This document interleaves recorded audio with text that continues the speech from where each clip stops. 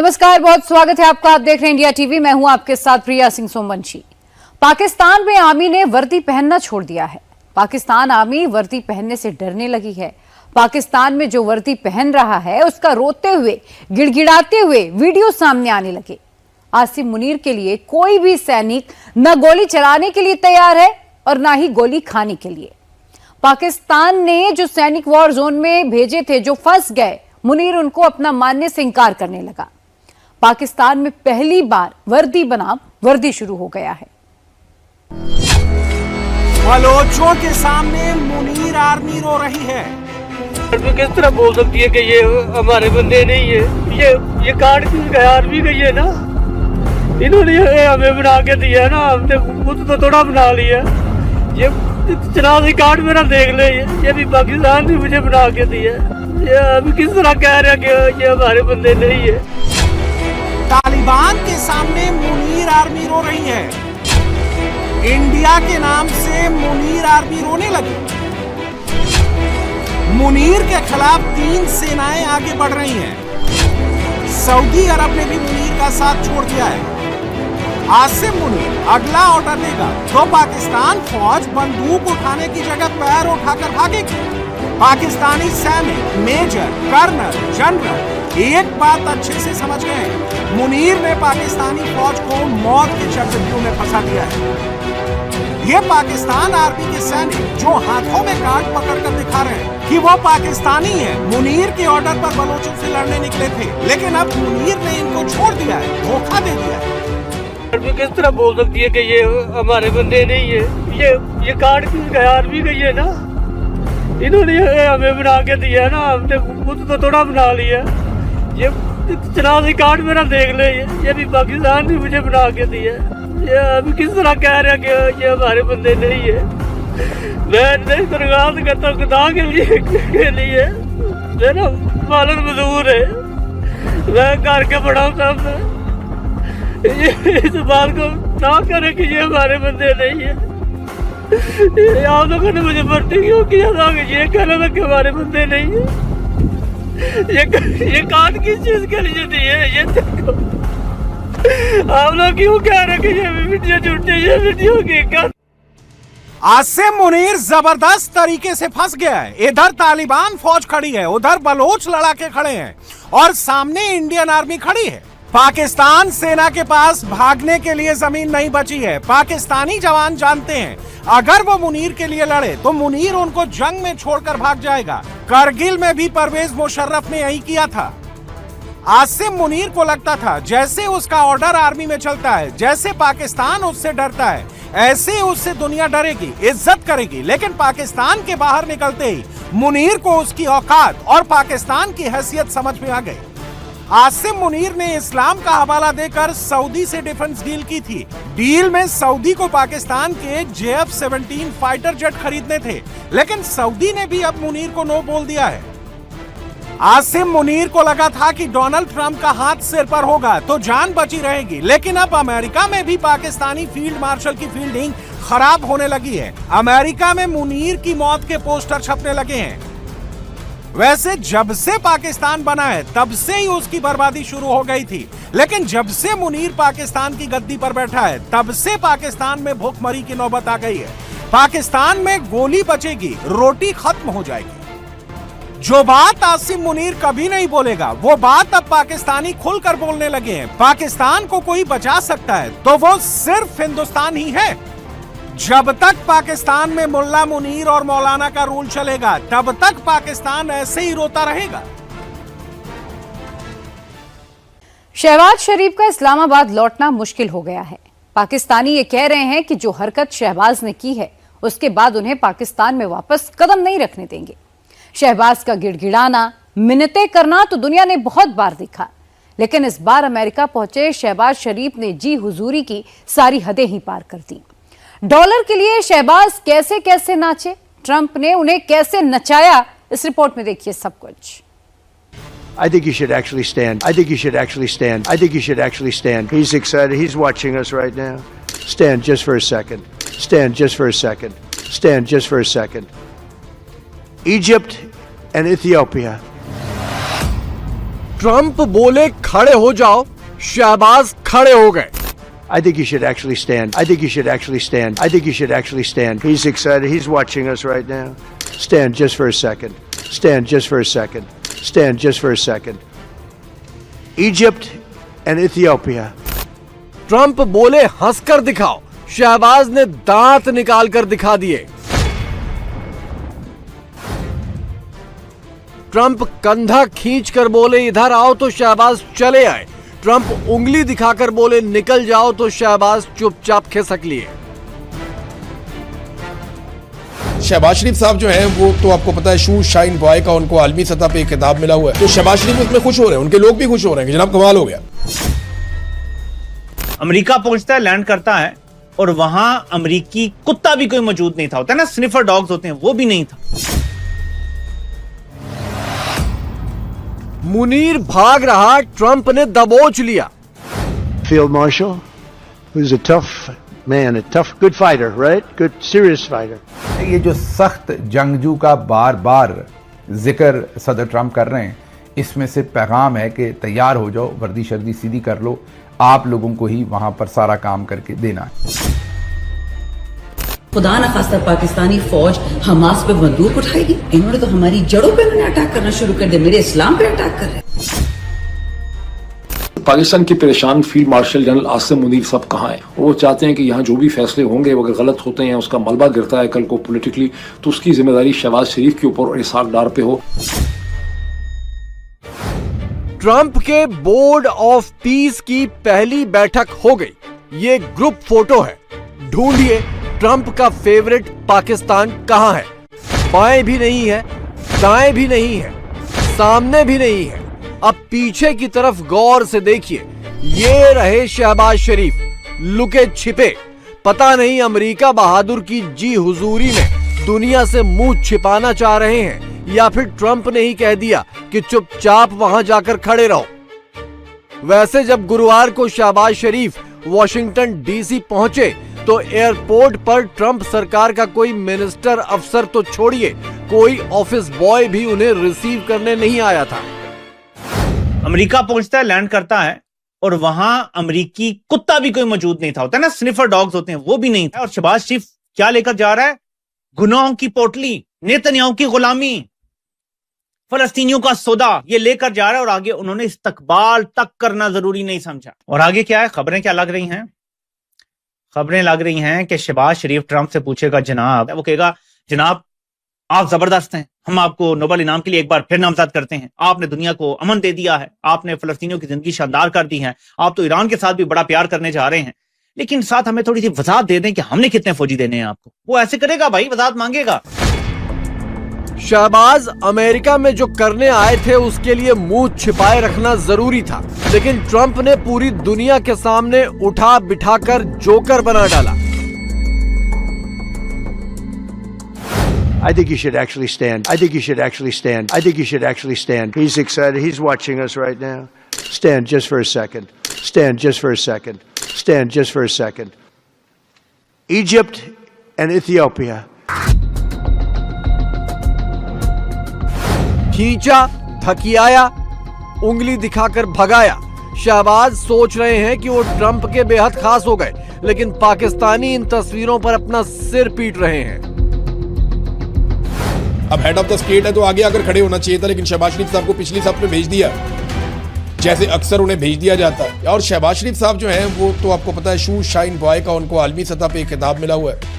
अब जिस तरह डोनाल्ड ट्रंप ने कंधे से पकड़ के आपके वजीर आजम को अपनी तरफ थोड़ा सा खींचा, ऐसे अपने करीब लगाया अपने साथ, वो बहुत अजीब था। यानी ऐसे जैसे किसी छोटे को नहीं बुलाता कोई, आप चले जाए ना मोटरसाइकिलों वाली या किसी गैराज में ऐसी दुकान पे, तो जैसे वो मालिक अपने छोटे को नहीं बुलाता, ऐसे वो शहबाज शरीफ को ट्रीट कर रहा था। और शहबाज शरीफ उसमें जो है उछल उछल के अपना कॉन्फिडेंस शो कर रहे थे। मुझे हैरत होती है, कोई डेकोरम होता है, कोई इज्जत होती, तो शहबाज शरीफ उसमें खुश हो रहे हैं, उनके लोग भी खुश हो रहे हैं कि जनाब कमाल हो गया। अब देखिए मुनीर का हाल। हर विदेशी दौरे में शहबाज के आगे आगे चलने वाला मुनीर इस बार गायब है। गाजा के बोर्ड ऑफ पीस की पहली बैठक से नदारद है। दरअसल मुनीर समझ गया कि ट्रंप उसे कहीं का नहीं छोड़ेंगे, इसीलिए खाई में कूदने की बारी आई तो शहबाज को आगे कर दिया।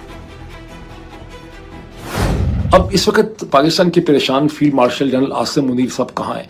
मुझे ठीक तरह से नहीं पता वो कहाँ हैं। वो आखिरी दफ़ा जब बहुत एक्साइटेड देखे गए थे तो वो म्यूनिख सिक्योरिटी कॉन्फ्रेंस में थे, जहाँ उनका आईडी कार्ड चेक करके कर्नल साहब ने उनको एंट्री करवाई थी। उसके बाद 24-36 घंटों के बाद उन्हें मुत्तहिदा अरब इमारात में दुबई में देखा गया था, मतलब अबू धाबी में। लेकिन पाकिस्तानी अखबारात का दावा ये था कि वो 18 तारीख की रात को यहाँ पर शहबाज शरीफ साहब के साथ और इसाक डार साहब के साथ वाशिंगटन पहुँचेंगे और वाशिंगटन में वो पीस बोर्ड्स की जो मीटिंग है उसमें वो शिरकत करेंगे। एक डिप्लोमेट सोर्स का मुझे कहना था कि वो अब पीस बोर्ड से दूर रहना चाहते हैं, क्योंकि उन्हें अभी भी पीस बोर्ड्स की कोई सेंस ऑफ डायरेक्शन समझ नहीं आ रही, और वो चाहते हैं कि यहाँ जो भी फैसले होंगे वो अगर गलत होते हैं, उसका मलबा गिरता है कल को पॉलिटिकली, तो उसकी जिम्मेदारी शहबाज शरीफ के ऊपर और इसाक डार पे हो और जनरल आसिम मुनीर के कंधों के ऊपर इसकी जिम्मेदारी जो है ना आए। लेकिन क्या ट्रंप मुनीर को ऐसे ही छोड़ देंगे? जिंदगी भर के लिए चीफ ऑफ डिफेंस फोर्सेस बनवा दिया, पाकिस्तान में छुट्टा गुंडागर्दी का लाइसेंस दे दिया। जनरल को इसकी कीमत तो चुकानी होगी। Field Marshal, General, great General, great Field Marshal, a great guy. The Field Marshal, who's a tough man, a tough, good fighter, right? Good, serious fighter. I like good fighters, actually. Favourite field marshal भागता फिर रहा है, समझ चुका है कि Gaza में पहली कब्र उसी की खुदेगी। लेकिन ट्रंप ऐसे थोड़े न छोड़ देंगे। सऊदी अरब, यूएई समेत मुस्लिम मुल्कों ने गाजा फंड के लिए चंदा दे दिया है। $7 अरब का चंदा देकर मुस्लिम मुल्कों ने अपनी जान छुड़ा ली है। पाकिस्तान तो चंदा लेने गया था, देगा क्या? लिहाजा उसे अपनी फौज देनी पड़ेगी। गाजा में हमास से भिड़ंत अब मुनीर के फौजियों की ही होगी। खुदा न खास्ता पाकिस्तानी फौज हमास पे बंदूक उठाएगी और डोनाल्ड ट्रंप कहते हैं कि जी हमें तो सारी फौजी यही करेंगी, सिर्फ पाकिस्तान की नहीं, जितनी फौजी बोर्ड ऑफ पीस में आएंगी वो हमास को डिसआर्म करेंगी। हमास आपको कोई टॉफियां लगती कि अपनी बंदूकें पकड़ा देगी? वो फलस्तीनी है, वो फलस्तीन के लिए उन्होंने बंदूक उठाई है। तो आप मुझे बताएं, अब एज अ मुसलमान बोलो भी ना, मैं ट्वीट भी ना करूं। इन्होंने तो हमारी जड़ों पे मैंने अटैक करना शुरू कर दिया, मेरे इस्लाम पे अटैक कर रहे हैं। निशाना पाकिस्तान है। जब आप फलस्तीन के हक में, पाकिस्तान के हक में, आप किसी खातून के हक में, आप मंजूर पश्तीन के हक में, मारंग बलोच के हक में अगर आप नहीं बोल, डॉक्टर यास्मीन के हक में मैं नहीं बोल सकती, तो फिर या तो इंसान मतलब चूड़ियां पहन के, खवातीन तो चूड़ियां ही पहन सकती हो, क्या कर सकती, घर बैठ जाए, फिर हम क्यों निकले मैं पाकिस्तान। शहबाज शरीफ का 2020 का ये ट्वीट देखिए, तब ट्रंप के पीस प्लान को वो एंटी फलस्तीन बता रहे थे। 2020 में शहबाज विपक्ष में थे, तब डॉलर उन्हें नहीं मिलने थे तो फिलिस्तीन के पक्ष में खड़े रहे। अभी वो सत्ता में है, ट्रंप ने मुंह पर डॉलर फेंके तो तुरंत फलस्तीनियों को छोड़कर इजराइल के साथ खड़े हो गए। जब अक़वाम मुत्तहिदा में नेतन्याहू तकरीर के लिए खड़ा हुआ और डाइस पर आया तो पूरी इस्लामी दुनिया ने बायकॉट किया, बाहर चले गए और उसकी तकरीर सुनने से इनकार कर दिया। अगर अक़वाम मुत्तहिदा के फोरम पर आप उसकी तकरीर सुनने के लिए तैयार नहीं हैं, हत्ता के गैर मुस्लिम दुनिया ने भी बायकॉट किया और उसकी तकरीर नहीं सुनी, आज बोर्ड ऑफ पीस में आप उसको हिस्सेदार तस्लीम कर रहे हैं। और मियां शहबाज शरीफ साहब जिस कागज पे दस्तखत करते हैं तो दुनिया को भी दिखाते हैं मैंने बड़ा खूबसूरत काम किया है। हक ये था कि आप कहीं छुप कर ये चोरी कर लेते, इतना जुर्म पब्लिक के सामने तो न करते। पाकिस्तान को खैरात मिल जाए तो क्या छिपकर और क्या खुल्लम खुल्ला, वो वही करेगा जो अभी दिखाई दे रहा है। अमेरिका बोलेगा खड़े हो जाओ तो खड़े हो जाएगा, अमेरिका बोलेगा नाचो तो नाचेगा। फील्ड मार्शल जो है वो फेल मार्शल बन चुका है, इसमें तो कोई शक नहीं है। शर्मिंदगी और कर्ज जो इस वक्त हमारे ऊपर है, हमारा भारत हमेशा से मजाक उड़ाता था कि तुम लोग कशकोल लेके फिरते रहते हो हर जगह। आज ये हकीकत है, उस बंदे को इन्होंने वजीर आजम लगा दिया, शहबाज शरीफ को, बूट पॉलिशिया को, उसको अब पूरी दुनिया मजाक उड़ा रही है, तो सही उड़ा रही है, फिर आपको मानना चाहिए। उसने कहा कि जी हमें शर्मिंदगी महसूस होती है जब मैं और फील्ड मार्शल आसिम मुनीर और मैं पूरी दुनिया भर में जाकर पैसे मांगते हैं। तो इस वक्त शर्म और हया है वो खत्म हो चुकी है, अखलाकी इक़दार भी खत्म हो चुकी है। लेकिन इसमें कोई शक नहीं है कि पाकिस्तान इस वक्त एक ऐसे दौर से गुजर रहा है जहां बहरान खत्म होने का नाम ही लेते, सिर्फ उनकी शक्ल बदल जाती है। असल सवाल ये नहीं है कि पाकिस्तान टूटेगा या नहीं, यहाँ पे जो हालात इस वक्त बने हुए, असल सवाल ये है कि क्या पाकिस्तान सर्वाइवल मोड के अंदर पाकिस्तान चल रहा है, क्या वो सर्वाइवल मोड से स्टेबिलिटी के अंदर जा सकता है? This is the $1 million question. Trump के बोर्ड ऑफ पीस की पहली बैठक से अमेरिका के परंपरागत साथी भी बाहर रहे। Britain, France, Germany, Italy, Austria, Sweden, Poland, Norway, Ukraine और न्यूजीलैंड के नुमाइंदे इस बैठक में नहीं दिखे। रूस, भारत और चीन तो इस बोर्ड में शामिल ही नहीं हुए। सिर्फ खड़े नहीं हुए, कहने पर खड़े हुए और कहने पर बैठे, किसी रोबोट की तरह हुक्म पर हुक्म बजाते रहे। I think you should actually stand. I think you should actually stand. I think you should actually stand. He's excited. He's watching us right now. Stand just for a second. Stand just for a second. Stand just for a second. Egypt and Ethiopia. Shahbaz पूरी दुनिया के सामने अपनी और अपने मुल्क की बेइज्जती पर बेइज्जती करवाते रहे। इंटरनेशनल भिखारी और बूट पॉलिश का नाम तो पहले ही पड़ चुका है। पाकिस्तानी अब कुछ नया और ज्यादा दमदार नाम तलाश रहे हैं। बहरहाल शहबाज और मुनीर जैसे जोकरों के बलबूते ट्रंप हाके पर हाके जा रहे हैं। न उनके युद्धों की गिनती रुक रही है, न जहाजों की। नोबल क्या छूटा, नंबर धड़ाधड़ बढ़ाए जा रहे हैं। What we're doing is very simple. Peace. It's called the Board of Peace, and it's all about an easy word to say, but a hard word to produce, peace. But we're going to produce it, and we've been doing a really good job, and some of these leaders that are with us have helped me very much because we settled 8 wars and I think a 9th to come. I think you should actually stand. अब होगा ये कि Gaza में फौज भेजेगा Munir, Hamas के हाथों मरेंगे पाकिस्तानी फौजी और लानतें पड़ेंगी शरीफ खानदान को। मुनीर तो बंकर में छिप जाएगा। योगी आदित्यनाथ जापान और सिंगापुर की यात्रा पर जा रहे हैं। वहां योगी आदित्यनाथ के कई प्रोग्राम्स हैं। इन देशों में योगी निवेशकों से मुलाकात करेंगे। जापान के दौरे पर योगी टोक्यो के हनुमान मंदिर भी जाएंगे। योगी विदेश जा रहे हैं, जिससे सबसे ज्यादा तकलीफ अखिलेश यादव को है। अखिलेश योगी के जापान जाने से क्यों परेशान हो गए, उसकी सारी वजह आपको मिलेगी इस रिपोर्ट में। योगी चले जापान, अखिलेश हुए परेशान। योगी जापान जा रहे हैं, अखिलेश हलकान नजर आ रहे हैं। ना जाने क्या क्या लिखे जा रहे हैं, ना जाने क्या क्या कहे जा रहे हैं। अब सुना है कि जापान जा रहे हैं। किसी इनके संगी साथी चापलूस को जापान जाना था, उसने कहीं ये कह दिया कि वनस्पति वहाँ बहुत अच्छी मिलती है। उसी वनस्पति के चक्कर में लगता है घूमने जा रहे हैं। योगी जापान जा रहे हैं, आखिर अखिलेश क्यों इतना तिलमिला रहे हैं?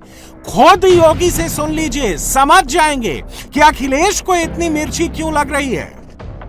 कोई भी व्यक्ति रहा होगा तो उत्तर प्रदेश का कोई भी नौजवान था, कोई भी नागरिक था, किसी भी तबके का, कोई व्यापारी हो, उद्यमी हो, कोई भी रहा हो, वो देश के अंदर जाता था, उसके बारे में अच्छी धारणा नहीं होती थी। लोग शक की निगाहों से देखते थे।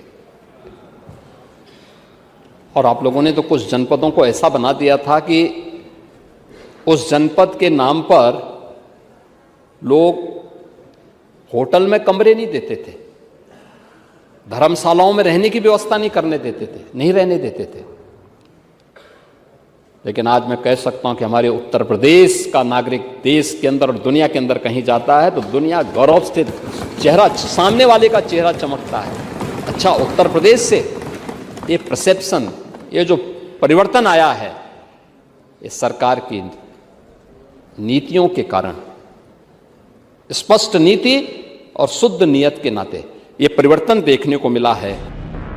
इसी नीति और नियत को नेक्स्ट लेवल पर ले जाने के लिए योगी जापान जा रहे हैं और इसी बात से अखिलेश परेशान लग रहे हैं। बात सिर्फ योगी के जापान जाने की है, बात योगी के यूपी को 1 ट्रिलियन की इकोनॉमी बनाने वाले प्लान की है और योगी इसीलिए जापान जा रहे हैं। योगी जापान ही नहीं जाएंगे, उससे पहले 22 फरवरी को सिंगापुर रवाना होंगे। 23 और 24 फरवरी को सिंगापुर में मीटिंग है।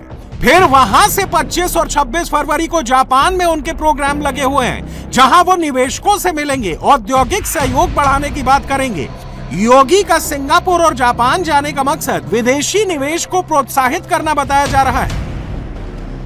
इसीलिए अखिलेश को योगी का जापान जाना अखर रहा है, क्योंकि योगी जिस स्पीड से जिस टारगेट पर चल रहे हैं, अखिलेश के 27 के सपने बिखरते दिख रहे हैं।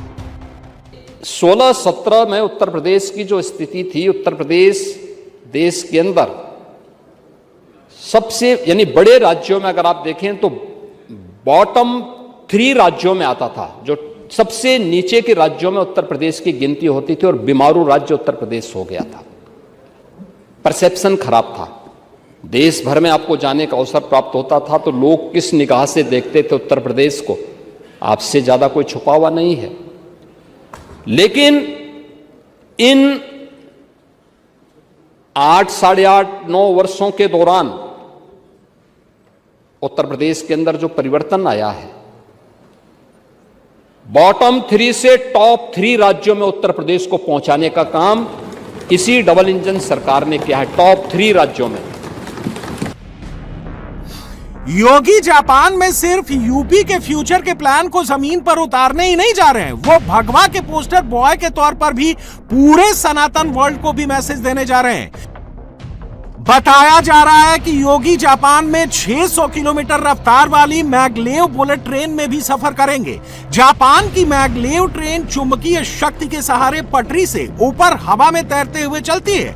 मुख्यमंत्री अपने जापान की यात्रा के दौरान जापान की मैगलेव हाई स्पीड ट्रेन में 100 किलोमीटर की टेस्टिंग यात्रा करेंगे, जिसमें 50 किलोमीटर एक तरफ से जाएंगे और 50 किलोमीटर वापस आएंगे।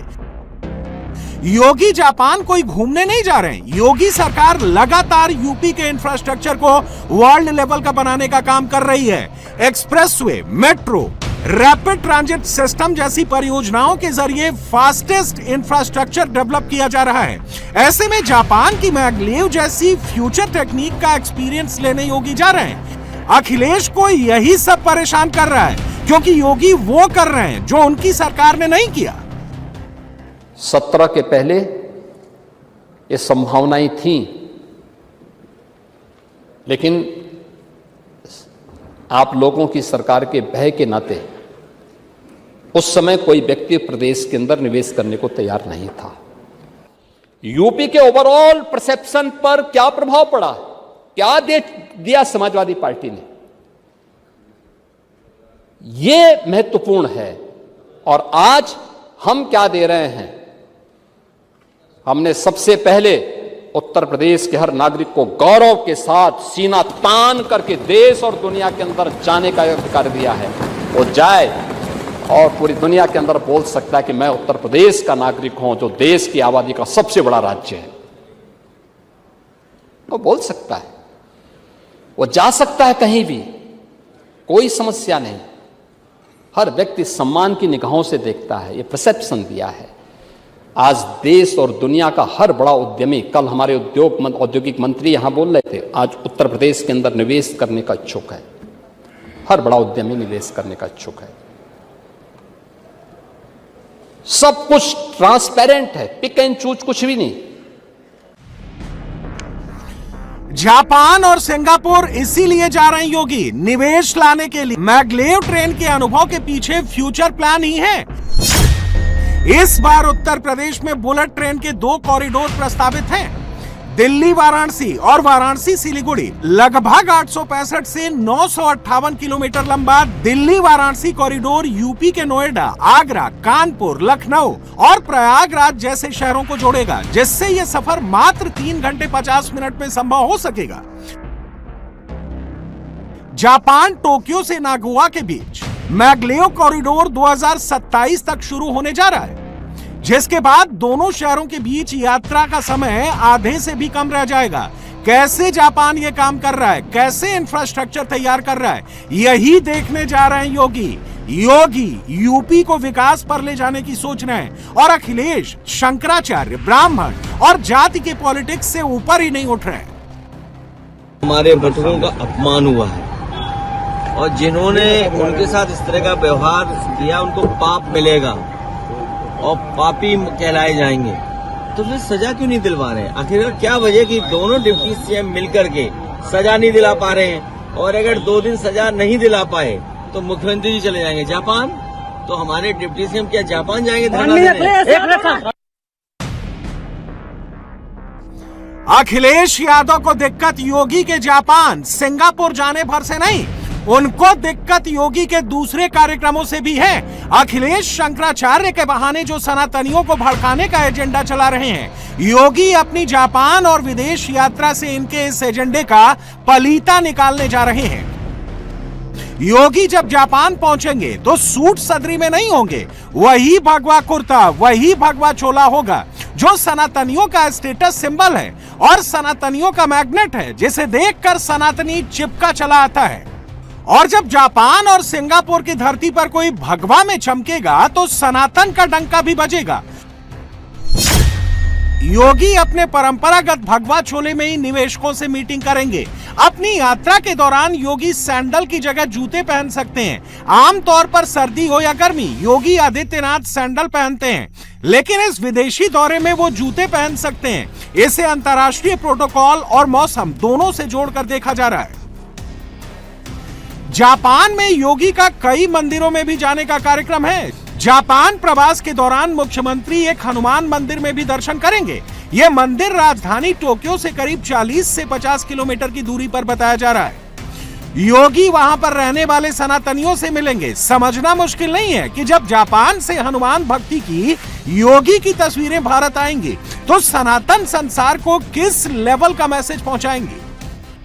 कहा तो यह भी जा रहा है कि योगी जापान के ही एक शहर बंदो में बने राम मंदिर में भी जा सकते हैं। बंदो में रहने वाले राम भक्तों ने जापान यात्रा के दौरान योगी से वहां आने की गुजारिश भी की है। योगी जी नमस्कार, मेरा नाम ऋषिराज है।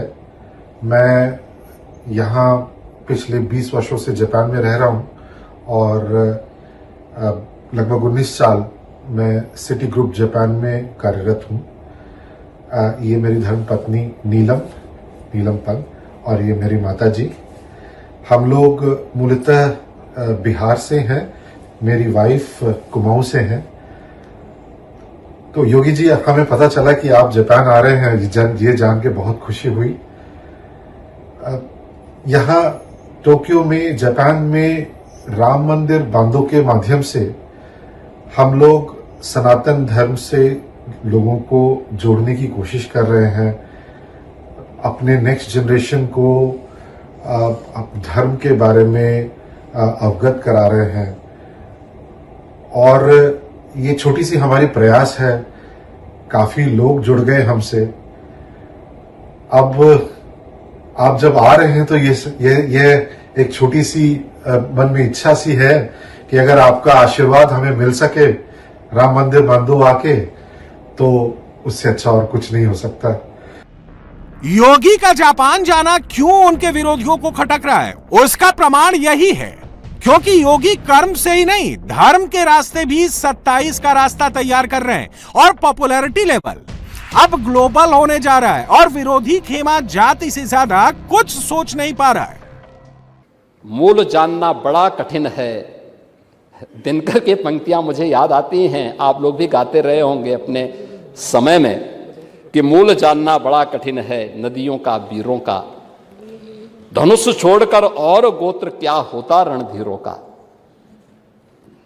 पाते हैं सम्मान तपोबल से भूतल पर सूर, और जाति जाति का शोर मचाते केवल कायर क्रूर। आप लोग केवल जातीय आधार पर समाज को बांटते रहे। उस दलित के बच्चे के बारे में नहीं सोचते थे। योगी ने जापान, सिंगापुर जाने से पहले समाजवादी पार्टी की पूरी कुंडली निकाली, एक एक करके पूरी समाजवादी पार्टी को कोसा। जाति की सियासत पर सबसे ज्यादा टारगेट अखिलेश यादव का परिवार था। हर वार पर योगी यही प्रहार कर रहे थे कि कैसे अखिलेश यादव के परिवारवाद ने समाजवादी पार्टी के साथ साथ यूपी का बेड़ा गर्क किया। जिक्र माता प्रसाद पांडे का किया और शिवपाल यादव को घेर लिया। हम लोगों ने आगरा के अंदर जो कभी मुगल शासकों ने हिंदू बहन और बेटियों की इज्जत के साथ खिलवाड़ करने के लिए मीना बाजार बनाया था, वहां एक मीना कोठी भी थी। हम लोगों ने इसको पूरे अपने उसमें ले लिया है और हम वहां पे छत्रपति शिवाजी महाराज का भव्य स्मारक बनाने जा रहे हैं।